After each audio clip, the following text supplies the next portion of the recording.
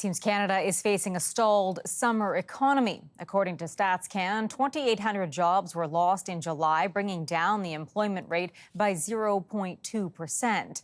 But those losses could lead to another rate cut by the Bank of Canada this fall. CTV's Adrian Ghobrial has been digging into the data and breaks down the numbers.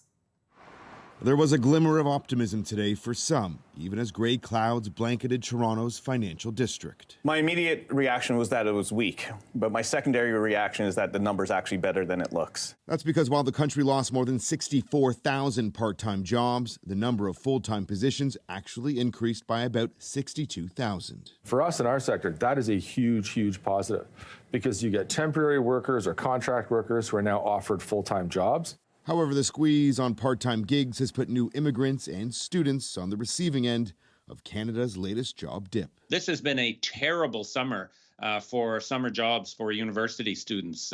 Barely half of them found a job this summer. The rate of employment remains at a 30-month high of 6.4%. Across the country, the number of unemployed fluctuates. Vancouver sits at nearly 6%, Edmonton 8%, Regina 6.6%, Toronto 7.7%, Quebec City 3.8%, with Halifax at 5.8%. This is emblematic of an economy that's losing steam, that is slowing down.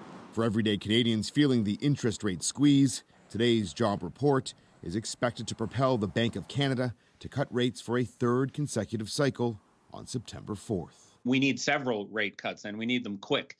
Now it looks like the U.S. economy is also slowing down, so we're likely to see rate cuts south of the border. So I want to see the Bank of Canada moving quickly and strongly at every one of its next meetings. Canadian governments have in part been propping up the job numbers. 41,000 public sector positions have been added. It's a trend that economists say simply isn't sustainable. Adrian Ghobrial, CTV News, Toronto.